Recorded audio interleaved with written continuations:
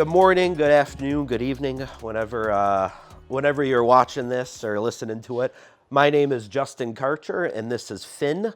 Say hi, Finn. Short for Finnegan, as in Finnegan's Wake by James Joyce. I don't know. I just made that up. I just met this cat, but in my head, he's named after James Joyce. Book I never read, but have told people that I did read.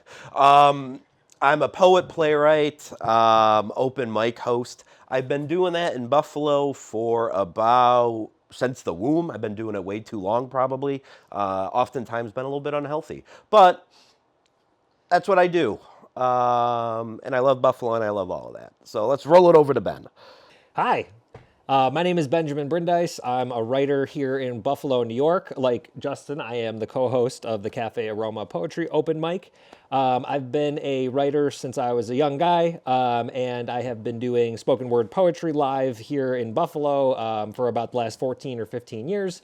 And I've also been a fiction writer for a very long time. So those are the two kind of writing things I like doing. And Justin and I are going to talk a little bit about writing. About the craft. About the craft. About the city. All right. Yeah, we're just going to roll into the first question here. So Ben, I will say we did film our intro a few different times. And in one of them, you mentioned you started writing in the third grade. Yeah. And then the last opening, you didn't mention that. Right. And I just want to say Ben's been writing since the third grade. Couldn't let me get away from that. First question. Your work spans both. Then I list like four things. Your work spans multiple things: poetry, fiction, theater, the stage, as in a music stage, in a band. Sometimes you rap. How do you approach writing in each of those forms? And do you find one more challenging than the other? And how is one suitable for what you want to do is, I guess, the question. Yeah, I like to think of writing like as an overall project, and each of the forms are there for different things that you might want to say as the writer, right? I think we all feel compelled to say things, and the people that choose to write them down, have these different forms or these mediums available to them to express the different things that they want to say. So for me, fiction and spoken word come the most naturally. I think that I'm just kind of like a storyteller at heart. It's like always what I've responded to. It's the kind of communication that made the most sense to me. And when I'm writing fiction, I am often, pursuing kind of this objective truth the way that I see it, right? Yeah. And it's usually so big that you can't share it in a single sentence or, a single fact. It has to be shared through an experience that includes nuance and context for you to kind of get the whole thing that I'm trying to communicate. And so for me, fiction is like the only way that you can really communicate the entire truth of something, everything involved in it, to another person. And because I think because I feel so strongly about it, I've spent the most time engaging with it. I've spent the most time reading it. And I just think that it's something that just works for me personally the best.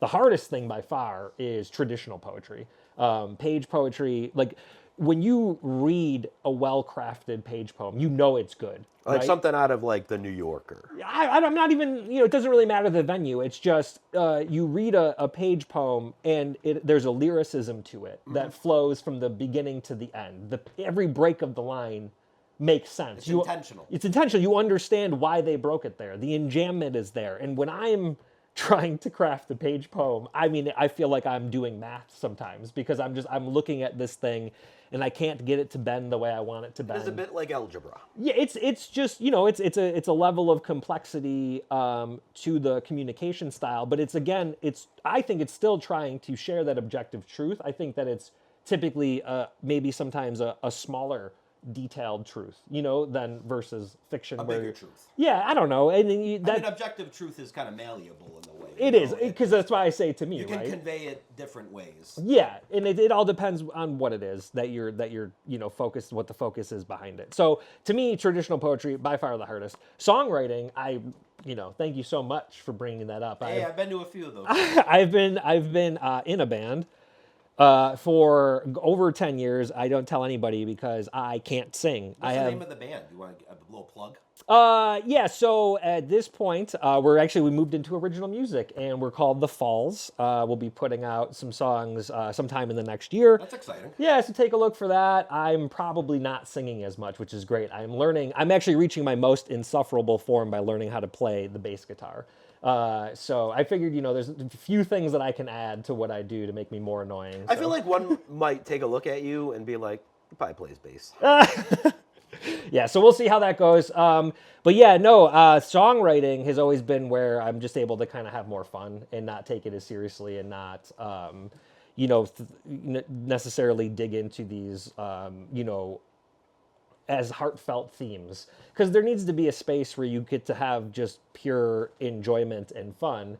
And for me, that's where that all goes into the art songwriting. can also be fun. Yeah, it's gonna be a blast, and we doesn't have to be a pointed arrow towards something. No, you do it because we all start doing it because we're depressed. Maybe no, when you start doing it, you get into that flow state, and it feels good, and you understand that you're doing something that is constructive in some way, if it's even for you or the eventual reader or whatever. It's just you can feel the constructiveness of it. It's a good thing.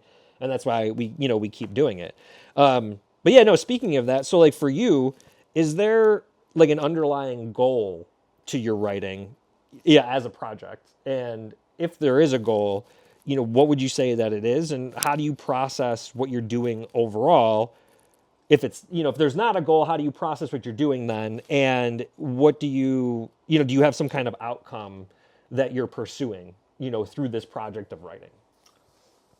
Wow, that's a big question. Yeah, it is a big question. I know, and it's a tough one to start with. It's a tough one to start with for sure. Is it on the document? It's on the document. So let me ask. Let's just start with the first part. It's a multi-part question. So, do you have an underlying goal to your writing? Is there a thing that you're trying to do when you sit down? Is there a canon of Karcher that's going to eventually, say something overall? I feel it's interesting because I feel, for a long time in my life, I just really had no goals whatsoever. Personally, at one point I thought it'd be cool to be like a spy, but that was to the extent of like, when I was little, I was like, maybe I'll hunt vampires. Right. Because I like Castlevania. But in terms of, some people, they kind of wake up and they think, you know what? I want to really put braces on people. I want to, like, orthodontist. I want to be an orthodontist. Yeah. So I really have never had, like, I feel I should be goal-oriented, but, that's something I'm working on. So if we take that into, like, writing, I don't know if I've ever really had, like, this ultimate goal. Writing, for me, I've always been interested in the stories that don't get told. Yeah. Kind of growing up where I did, with the family I had, and kind of the beaten down neighborhood I was growing up in, I just kind of saw a lot of things that no one really talked about. The day-to-day struggles, the kind of what we do to really make sense of this crazy world. And I kind of realized that at a kind of a younger age. So if I have any kind of underlying goal, it's that I kind of want to like shine a spotlight into those little moments of beauty, just kind of walking around the city, you're feeling depressed and you're like, oh, that thing is beautiful. And I don't know if anyone is seeing that but me in this moment. So if I could somehow spread this kind of gospel of positivity and kind of always opening up, always keeping your eyes opened. Everyone's struggling with something. So if you can somehow alleviate that burden, that depression, that confusion just a little bit by just pointing out something in like the neighborhood that maybe no one else has noticed, that's kind of like my goal, I think. Does that make sense? Yeah, it makes sense to me. I started talking about spies and vampire hunting, which I'm pretty sure has made its way into poetry some way. Yeah. But yeah, I don't know if it's weird thinking about a bigger goal. I think as writers, we've all come to this point in our writing careers, in our lives, where we're like, going to be the voice of a generation. And I feel for like a long time, that's kind of, I did operate under that. I was like, you know what? I'm going to blow I don't know if I can swear, but I'm going to blow people away with like the things that I see. I saw the best minds of my generation kind of view. And I think there's a narcissism that goes into everything that we do. We go on stage. We host an open mic. I don't know, when people are trying to do homework, and we're like, all right, people, you got to, like, we're going to do some poetry right now. And it's going to be very uncomfortable if you didn't know this was happening and you just want to order, like, a latte. But, somebody's going to read a poem right next to you Right. as you're working on, like, your 5th year in law school. Like, so there's a narcissism that goes on to thinking that what we have to say means something. But it does. I know that. It's just, how do we remove the narcissism from that? Yeah. You want to talk about Buffalo? Well, I know for you, I was wondering, why Buffalo? Because I know obviously you could have moved. Because I love Buffalo. No, I mean you could have moved to any city, into a bigger market where it's just obviously the opportunities. There are more opportunities, especially as a playwright. I mean, I'm sure you could have gone to New York. Playwriter. Or am I saying that wrong? I've written one play. All right. Playwright, whatever. I like Sorry. playwriter though. I don't know all the words. It's like an old west. Anyway, Look at this new playwriter coming in the town. I'm sure as a playwright, you could have gone to New York City or something like that, or Chicago, whatever, and like gotten into a bigger market, gotten more opportunities that way. You obviously chose to stay in Buffalo instead. So just why? Why do that? Why Buffalo? That's another loaded question. I mean, life, maybe it's a big thinking of like life and stuff. But I mean, ultimately, so here's the thing. I love Buffalo. Obviously, I grew up on the West Side. I'm a product of Buffalo Public Schools. Hell yeah. Take that for what it's worth. But I mean, ultimately, so Buffalo will always be my home. I've traveled around a lot. And, I don't know, I love being in Buffalo. Yeah. Being there for Buffalo, to support the community, to help lift up voices, to help showcase all the wonderful art and writing that's happening here. That means something to me. And, like, I will never have that feeling I get in Buffalo anywhere else. So, for starters, it's in my blood, So I always compare it to, so when they have to transport Dracula on the boat, Dracula has to be in Transylvanian soil. Yep. And I feel like that's kind of me. Like if I go live somewhere else, I better have like a casket of good old Bidwell dirt, or good old Buffalo dirt, to like so I can get my energy. I don't know, but that's kind of I'll do something with that in a poem. Just it's pause a fresh idea. for a moment. But for most people, just so you know, for most people, the example they would have used would be like, I have to bring Frank's hot sauce with me, or I need to like bring some Rudy's blue cheese. You're like, I'm fucking Dracula, and I need to be transported on Buffalo dirt. Dirt. I love that. That's amazing. That's what makes you you. So I forgot where that was a little tangent. So why Buffalo is where we were. Are we talking? Yeah, I guess to start is I feel there's a social obligation. If you grew up somewhere that you care about, that you love, that has given you a lot of opportunities, you should give back. Yeah. And I consider that like a big part of my mission.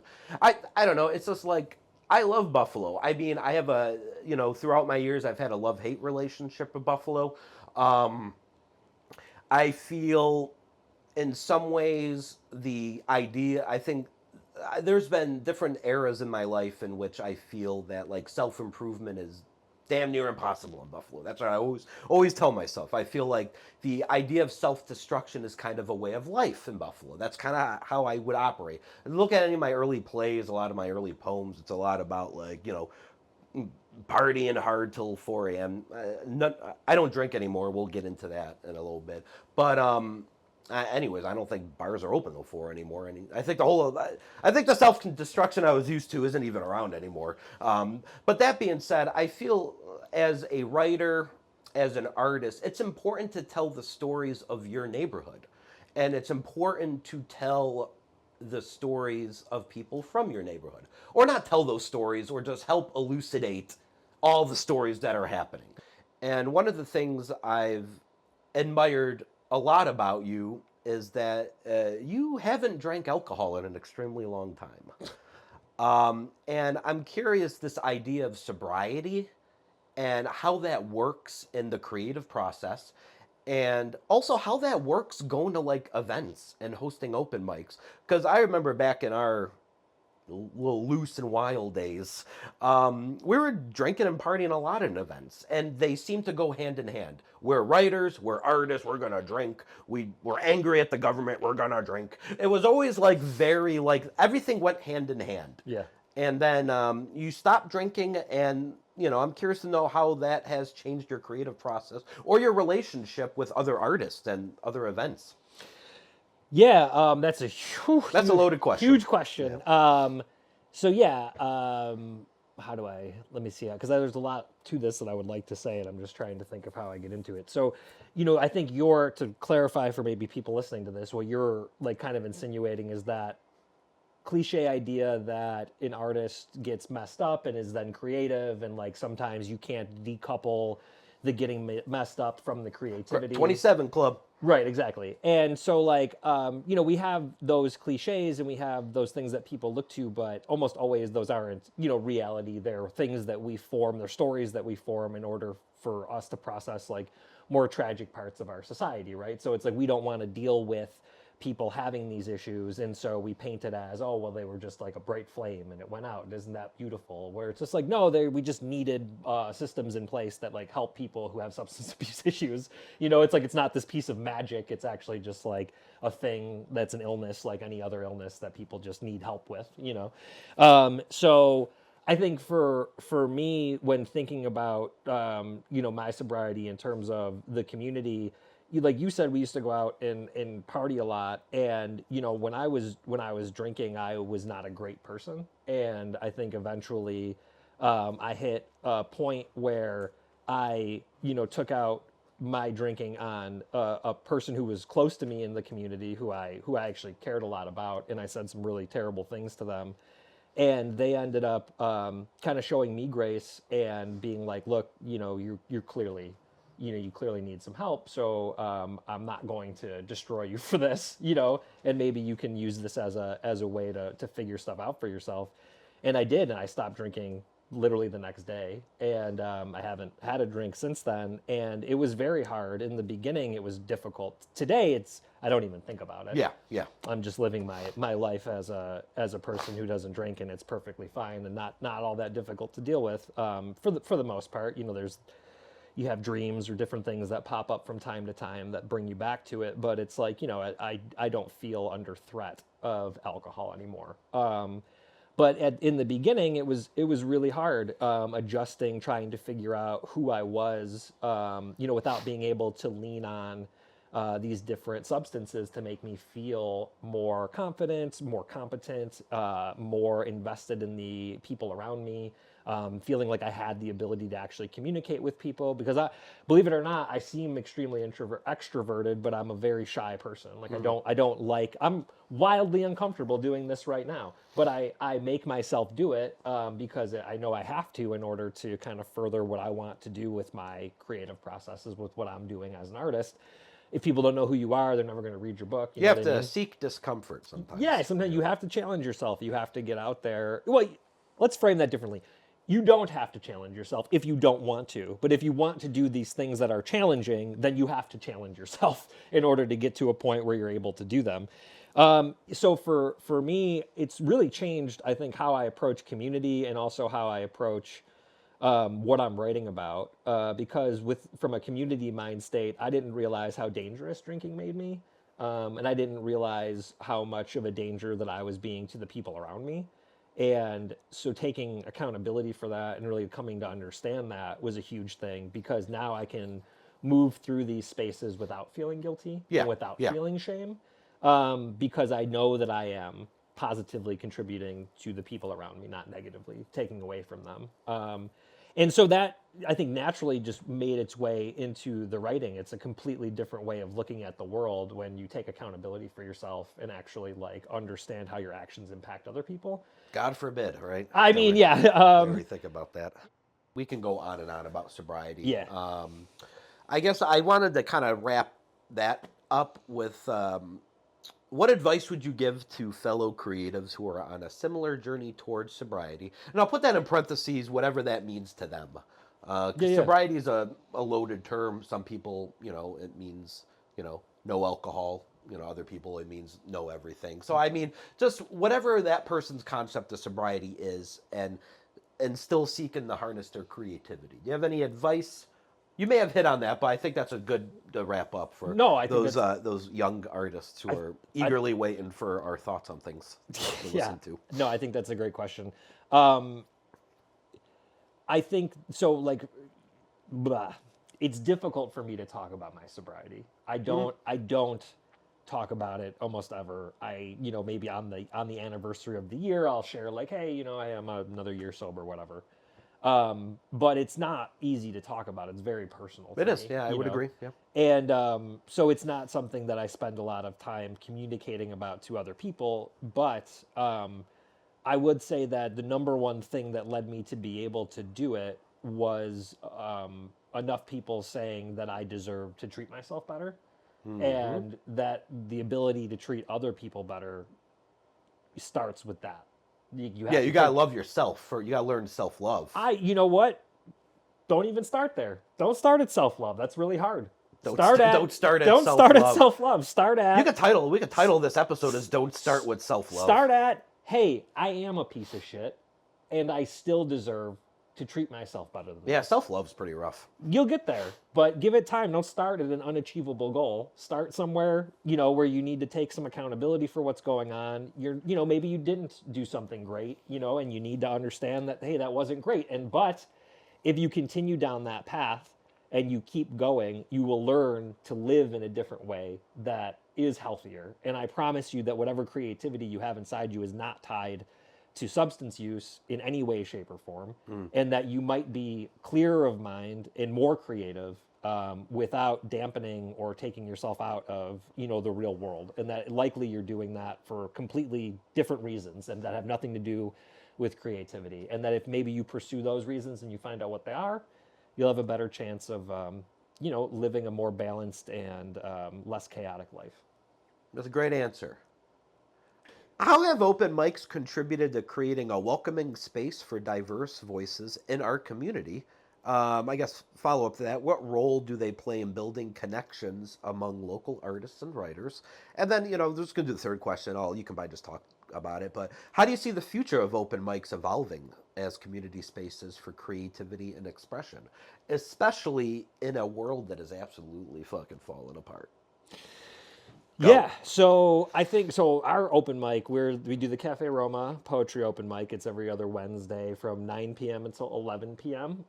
People are more than welcome to come, sign up. The sign-up sheet goes up, usually not even by us. It's usually up there before we get there. Yeah, we don't get there until like maybe 8:58.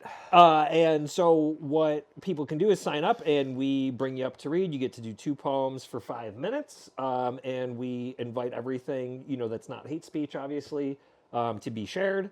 And yeah, it's a great time. A lot of people have just found the ability to come there now, feel welcomed, and I think feel supported if they are a newer creative or a newer writer. Yeah, especially we had that run-in. We had that one writer spoke to us that obviously I'll let them remain anonymous, but they mentioned they had kind of gone through a kind of darker time period in their life, and they weren't feeling confident in themselves. And a friend had told them to come to the open mic at Caffe Aroma to kind of start building back up that courage to kind of get their voice out there. And I thought when we had that conversation in the narrow hallway with the bathrooms, it's very intimate. It's a very intimate conversation, and that meant something to me, that people view that space as something like that. So that was cool. Yeah, I agree. I don't think it's it's pedantic to say that going to an open mic is performing in front of people is difficult. Public speaking is terrifying, and going up and sharing something you wrote yourself is terrifying. And so, there are lots of places you can go and do that where they don't make it any easier on you at all. And I think one of our big goals is to make this a place where people can come and feel supported.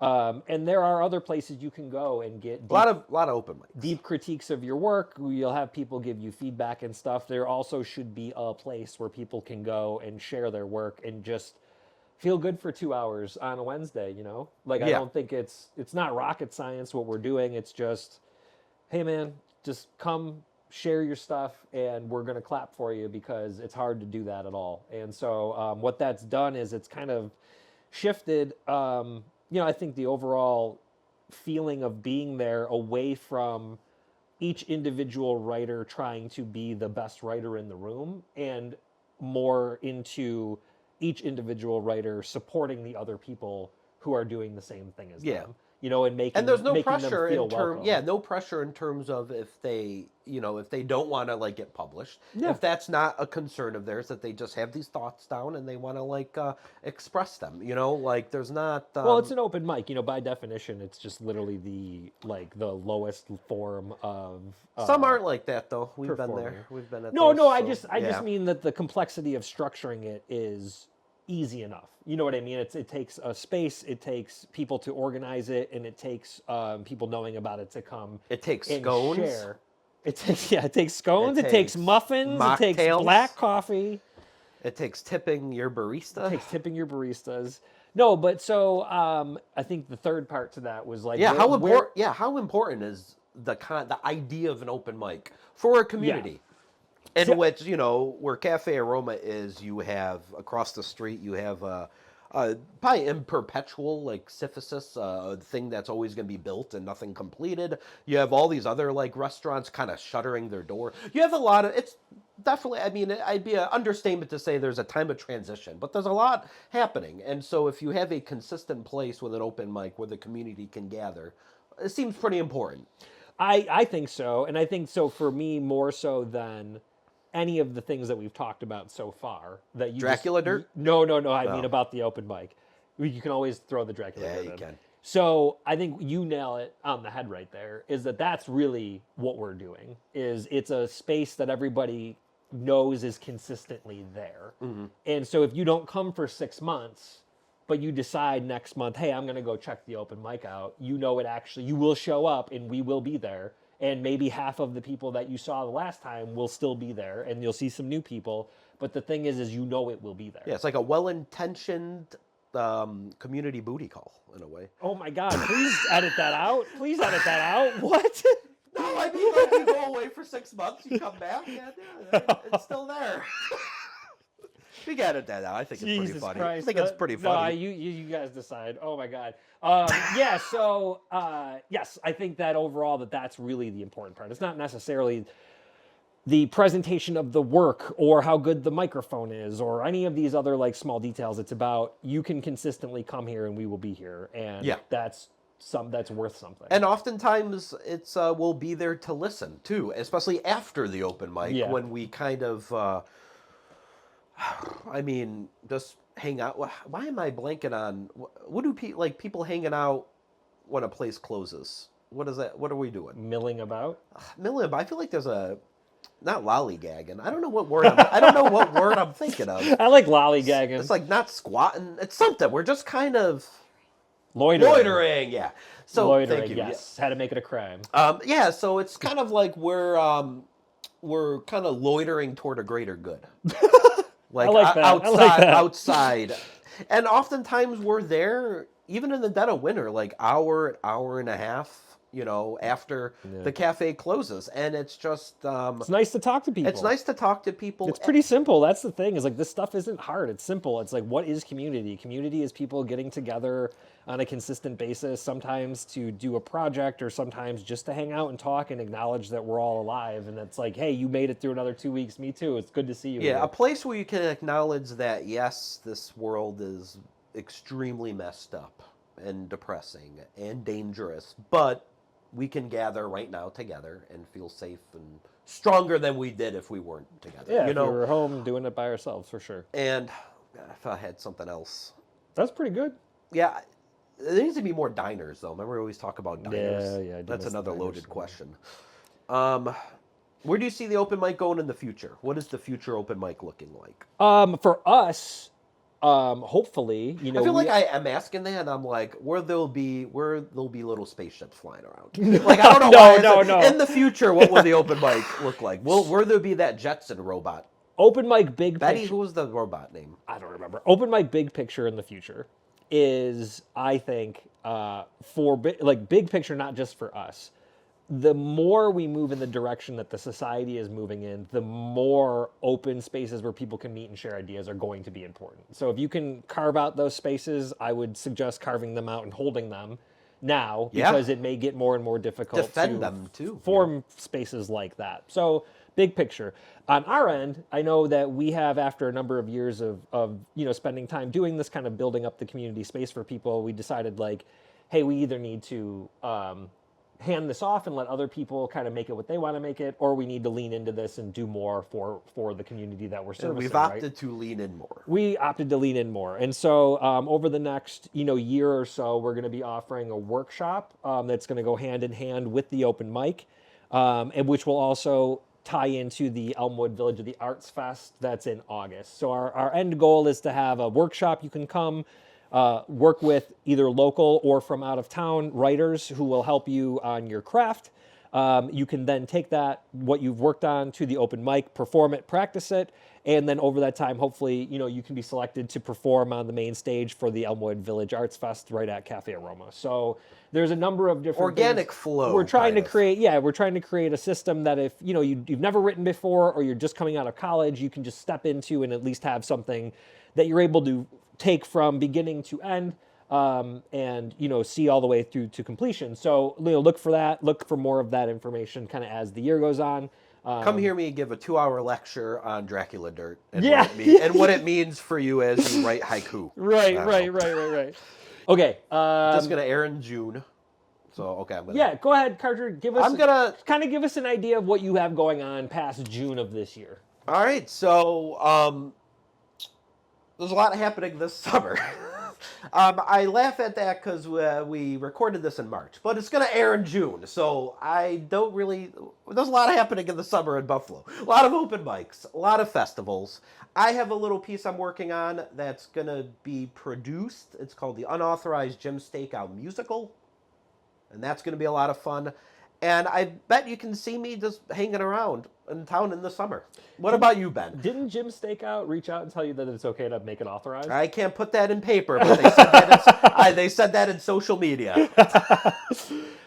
So you can catch me at the Elmwood Village Arts Festival along with Justin in August of this year. We'll be right on the corner of Potomac and Bidwell. We usually have a table with a bunch of stuff there, and you can also see members of our community who have been practicing their work at the open mic all year and get to see them kind of feature what they've been working on. We'll be selling things? Yeah, we sell books, mini zines, and all of the different artists that are there. I Was a Lid? We'll have stuff as well. So for later this year, on top of that, you can also catch the Pure Ink Poetry Slam team when they travel out of state this year to represent Buffalo at the Southern Fried Poetry Slam, which should be in like June or July of this year. So yeah, always more stuff to be catching up. But if you want to stay in touch with me, feel free to check out just www.benjaminbrindise.com, and that's got all the up-to-date stuff. I have an author website. I forgot what the URL is, but just look up Justin Karcher Writer. Yeah, that makes sense.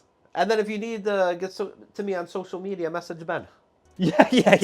And then he'll message me. Please don't. I may be on social media in the summer again. We don't know. Hey, we'll see. All right. Well, thank you, everybody. Goodbye. Thank you. No, do your thing you're going to do. What thing? Yeah, Ben, you get a whole handbook. Oh, I already did it. Oh. All right, there we go. We're done. Bye.